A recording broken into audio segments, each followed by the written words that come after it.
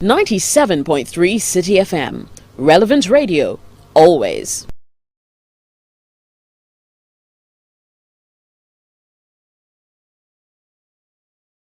You became MP. What did you do for the constituency? That's what I mean.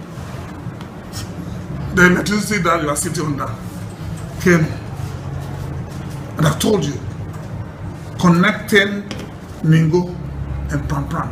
Let's take it one at a time. Okay, let's start. Yes. Electricity. When I set foot, I've told you already that we are 187 towns and villages, human settlements in Ningo Prampram area.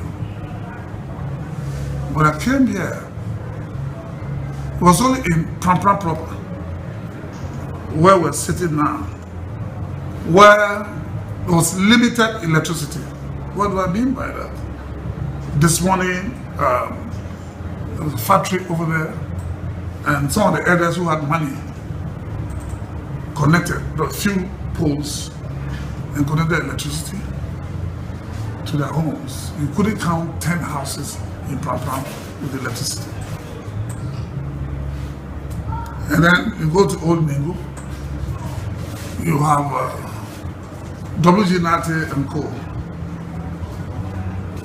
Bought few poles. You couldn't count 10. That was all. And then I started touring. First, I said, let me tour the constituency. Because if you were sitting out there, you think Ningo Prampram is Prampram proper, New Ningo, Old Ningo. I saw the length and breadth. I told the length and breadth of this place. And rural electrification was the order of the day. And so you fed into it. It wasn't exclusive to you. It was a national policy by the government then. You are a funny character. When there is water to be fetched, if you don't go there, it's there to be fetched, and you don't go and fetch your portion, will you have it? Even when manna was falling, people had to wake up early in the morning to go and collect their portion. But someone listen to me. Someone sent you the manna and you listen to me. Somebody said something anyway. If you want to be mischievous, I will be as well.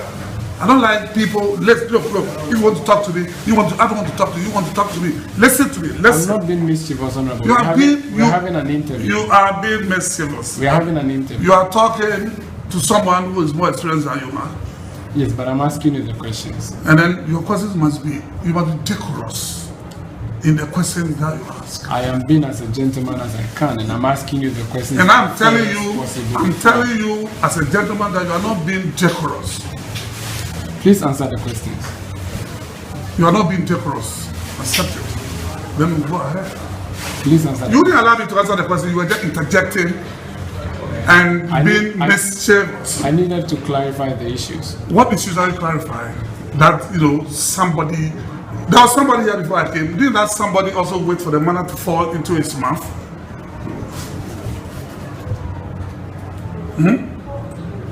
So you have with electrification projects in Ningo Prampram.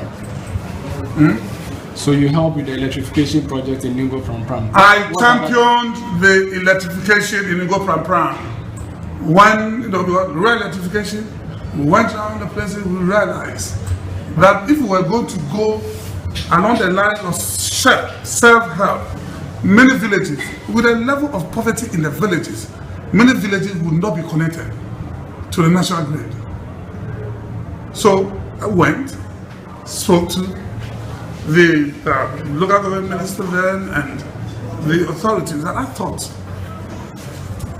that if we want to make an impact in our quest for electrification, we will have to get part of the common fund to help buy the low tension poles for the people and then roll it out. And the people in the village, if you don't go to them, you don't even know what they have and what they needed. So I championed it up to today. As I speak to you today, we are left with only 15 out of the 187 to be connected to the grid. And you can go and check from the ministry the efforts that one has to make. Even the 4 that were the 15 and the 4, I had to go out there, pick the engineers, take them around to do directly. And I do this happily. These remaining 15 constituencies, do you have a timeline by which you would be perhaps getting electricity to them as well? It is work in progress. When about 6 weeks ago,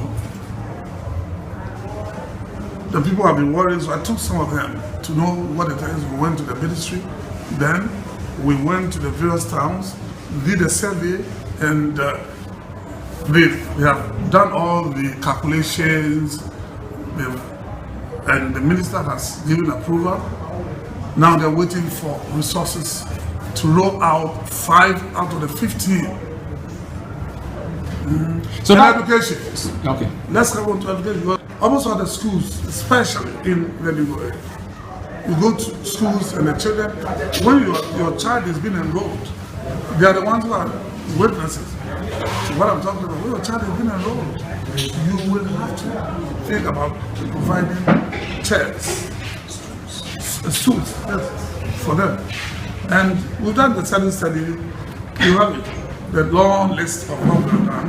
Now, the number of schools which have been built in this place, not from my pocket, but through my, lobby and making sure that education is respected and patronized in this place. Education is one area that one can beat one's chest, that we've come a long way. So when you say you've come a long way in education in this district now, because it's also a constituency and a district, do you have, say, a number of schools that you can mention that under the lobbying, the strategy and lobbying of the Honorable T Mensah, you've got a school, say, at Aklabanya or a school at, say, Afienya? Could you mention some of the schools? There is nothing at Aklabanya. What I did? The little common fund and a source support from outside. Outside? Friends, yes. Okay. Friends that I knew when I was a sports minister. I went to the States, one time with him in New York, and we met the Natural Food Association guys that I knew. They wanted to know what assistance, as member of parliament, what assistance do I need? I said I need a computer because ICT is examinable subject now in Ghana, but in the schools in my areas, there are no computers. And we shipped 160, the first member of parliament in this country who donated computers was added to schools. But and wait, still on computers. The last, WASI examination before then, I helped, the Ningo secondary school, I gave them some of the computers, and I donated 980 laptops, also sourced from friends to them. Then, Ningo Prampram, the Prampram Senior High, 340 to them, and mind you, Prampram Senior High is my baby. Was under your there was no, not under my tenure. I gave birth to it. How so? How? Because there was no senior high. I had to lobby, follow, harass. You can check out from Sugaba, who was a minister of education. Before then, I saw it. There were things that had to be done, the basic things that should be done, that we needed something to be started and all. And one of my cousins, who is an educationist, and then another cousin of mine, the Umaru, I encouraged them and they started something in some makeshift structures around here. And then as a result of that, we followed up. I got them, the education people to absorb it, and they absorbed it. And now we have built first class structures for the senior high. And then when Ningo said what it is today when I came around. You saw a facelift? Yeah, a facelift. Pardon? Tables and chairs produced, and I have all these pictures that I can show to you. Okay. So that's education. How about infrastructure? Say roads. What are your achievements in the road sectors in your constituency? You asked me the achievements of my party. Well, since you are the chief lobbyist, it's only fair to now give it to you personally more than give it to the party. Because initially when I talked about the rural electrification, which was a party and government project, I'm saying that somebody will have to. So that's what I'm asking you, this somebody. And I'm answering the way I want to answer. You cannot decide how to answer a question. I can frame the question for you. But you cannot. answer You can it the way you frame. want. You cannot. Exactly. It should be how to answer. Yes. Yes. Yeah. So come again. Yes. So road infrastructure. So we traveled between Prampram and Ningo. Yes. You mentioned that the bridge that was constructed on the Jangi River or the Jangi Lagoon was conceived in the early 90s when Chairman Rollins, PNDC chairman at the time, came visiting. It looked very beautiful seeing the bridge, but after crossing the bridge, the road doesn't look good. There are potholes. Yeah, I'm sure you are Ghanaian, all right, and I'm sure you travel far and wide. Road construction is no child's play. The road that you see, you drove from Accra, turned into Prampram. As at 23rd December, 5 January 1982, all those roads were planned. There was no road in this country which was good. And I can testify, later we'll talk about Accra. And when you turn into Prampram, those days, if you were with your wife who was pregnant, by the time you get in here, there might be a disaster. And you cannot wear white clothes across the road. Was really bad. Today, this is what is there. And then it goes all the way through to Ningo. I'm sure you pass by Ningo Oasis. When you get to Oasis, it becomes the footpath. So vehicles were not plying on it. Something has been done. The Ningo Township, the old Ningo Township itself, what you see there wasn't what it was. It was fixed, and then again, it fell apart. And by the time we lost election in 2000, contracts have been awarded for the continuation of the road from Jangi Bridge all the way to Bukumagbe. But when MPP came, they signed a contractor that was an NDC person, ZCC was an MPP, NDC person, they signed a contract. And then they also reversed the status of the road from highways to feeder roads. I know what feeder roads mean. Once in a while, you put that right on. That was the situation. It was NDC which changed it from feeder roads to highways. So when it becomes feeder road, you're in trouble. So back and forth, nothing was happening until we won again. Prof won again in 2008 and took office in 2009. 6 years ago. Yeah, 2009, and so down the line, some contracts, you have to go through the process. And one thing that you should know, you cannot terminate road contracts like you can terminate, like your appointment can be terminated tomorrow by your boss.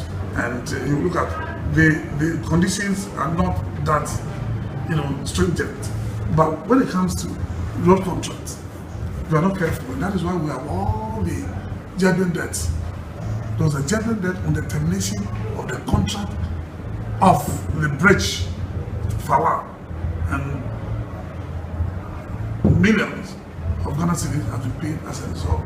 So it took a while for the contract to be, terminated.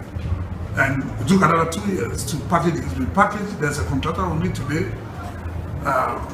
Megida, construction is on it today, and the work in progress. Yeah, we've seen some earth moving equipment on the road. Megida construction, that's what they're called. Yeah. But you speak to, and we did speak to taxi drivers at Amiens, and they are complaining that there are shocks. The shocks under the vehicles. They have to replace them almost every 2 weeks because of poor roads in other parts of the constituency. 20 years, you have one stretch between Jange River or Jange Lagoon to New Ningo, and people are complaining. You don't think it is too long a time? You've served in government between 1991 all the way to 2000. You've served for the past 6 years as government. A simple stretch of road. You're speaking about theories that have to do with awarding contracts. The taxi drivers are lamenting. You are a funny character. Theorizing, I'm teaching you what you should know. There is no member of parliament anywhere who has budget to consult lobby. You have a common fund that you're giving. No, again, You have a share of the common fund that you're giving. What common fund are you talking about? The district common fund. You are the people who are confusing people everywhere. Do you know when, again, theory will teach you what common fund means. You have the MP's common fund. Besides, when you members of parliament go to campaign, you tell the people that you'll construct for them A, B, or C. Probably, if you knew you don't have listen, budget for that, probably you wouldn't have campaign. Probably it's your brother who went to campaign and said those things. There is no member of parliament, me, with my head well screwed on, I will never, I have never and will never, and no member of parliament, whether in MPP or NDC, I know them, goes out there to promise that they're going to fix roads. The babies who wants to, also run, they're the ones who think that there's some money sitting somewhere that when they come, they can fix their roads. So take note from today that, listen, every party goes into election with manifesto. And when you go to campaign, you campaign on the manifesto of your party. I've been going around with them, I'm a campaign team, ask them whether they ever heard me making promises which cannot be fulfilled. That is number one. Let me take you back to the common fund. You people, you must have the nation. Yesterday, you are with us. Somebody asked a question. An educated, supposedly educated person, that members of parliament, is it true that members of parliament, every year when they are going on recess, are giving coupons to recruit policemen, and then they go and sell the coupons outside the country? I said, you are the guys who are creating confusion out there. Do you know how Common Fund came to be introduced? It was introduced in 1997. Those who went to Parliament in 1992, there was no MP share of any Common Fund. There is Common Fund, and there's formula for the distribution of Common Fund, which is approved by Parliament. When MPP boycotted 1992 parliamentary election, and when it came in 1996, 97, we went together. People found out that you go to places like a member of parliament visiting, and you go to a school, and the school, teachers will tell you that, if we can get a couple of footballs for the school, will love it. There is a lock somewhere that we think is broken, and it's getting so difficult to go through the process and have it fixed. What can you do about it? Private things, like the school needs jerseys and tables. That doesn't cost anything. You can then decide that you want to do something about it. I did a lot of that because I concentrated my common fund on, because it's nothing. You have to use it on things that you can feel and touch. I can take you around the schools, the educationists are here, the other education, they will show you. What I did with that, I've got the school to write to me, making a request And that is what is done. All members of parliament, that's what is done. So you were given wait, let me finish. So you were given a common fund after. Oh, come on, this boy, you have been too naughty. Let me finish answering the question. No, just don't put words into my mouth. Common fund are not handed over to members of parliament and they put in their drawers. Let's say that's what you're saying. You said it. That's the way I understood it. So you are giving a common fund. That was the way you put it. That was a wrong understanding of what I said. And that was a wrong way of putting it too. So they gave it to you. What does that mean? What is your understanding? Wait a minute. Don't leave it. I'm not leaving it. I just wanted to know. Taxi drivers. I'm not going back to that. Let me finish with what I'm doing. You cannot determine how I answer the questions. You don't know me. That's why you're behaving the way you're behaving. Honorable, go ahead and answer the question. Wait. Shut up and let me answer the question. If I shut up, we can't have an interview. It will be a monologue. You have asked the question. You shut up for me to answer. Then you come in. You cannot be talking at the same time. We cannot have you speaking for long hours because I'm not speaking for long. We have a limited time that we are running the program with, and I cannot let you to go on and speak. I mean, this is not a lecture. It's supposed to be a one-on-one interview, Honorable. If you have a limited, you don't ask so many questions at the same time. There were things that you people play mischief with. I have to deal with it. The common fund, when it's approved, is sent to the district assembly. The money is sent to the district assembly and put in the district assembly's account. So when you, for instance, are the one that I'm buying the debt from, I have to produce invoices. We have to go through, as respect the procurement process. It goes through, and when it's approved, it has to go to tender. Is the district tender. When it's approved, then the check will be written to you. The MP does not even touch the check. It doesn't carry the check to anybody. It's written to you. And then when you receive it, you deliver the goods to the school where the said debts have it, manufactured for. That is the way it works. Very well. So the roads now, let's talk about them further. So the taxi drivers are complaining. They say their vehicles have to go back to the shop every 2 weeks because of the poor roads. Do you think it's enough to appreciate and applaud what has been done in the road sector in your constituency for the past 20 years that you've been MP?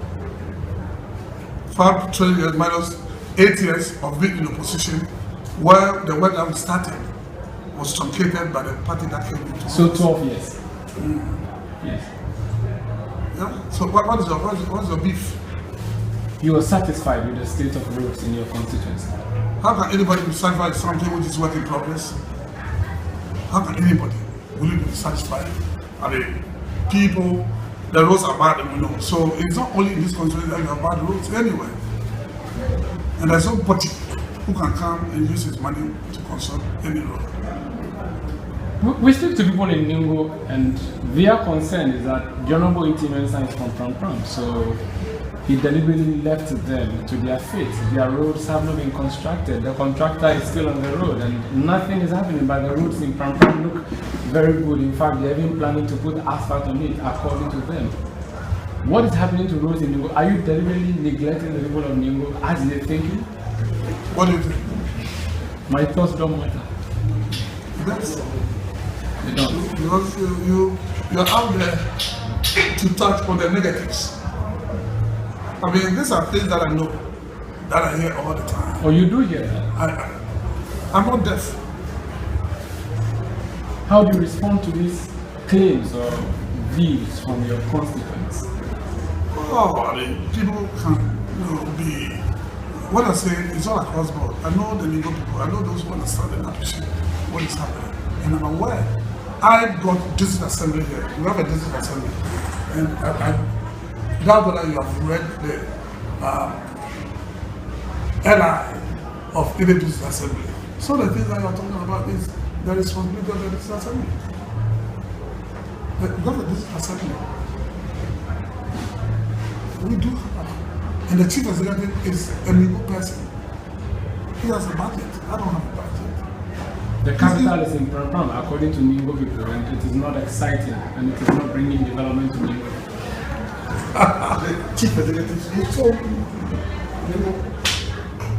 do you know the criteria for choosing a place as a capital when you have two three traditional areas, do you know? And it's one of the things that people use to bring all the confusion, the ethnicentrism, and all that. Is one of it. Prampram, when there was only one, do you want the president to answer? When there was only one district in the whole Dangwe, from Ada through to Po, Prampram was the capital. And the criteria for choosing a place as a capital.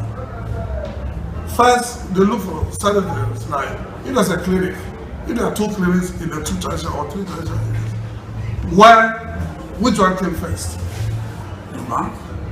Where did education come first? 1846, Methodism brought education here in Prampram first. So, number two, there are police stations in Ningo and here. Which one came first? Prampram police is the first in the country. The choice of Prampram was based on merit. It's an issue which is a non-issue now that anybody should wake up. Do you agree with the assertion that Prampram is far more developed than Ningo? I don't know. Your guess is as good as mine.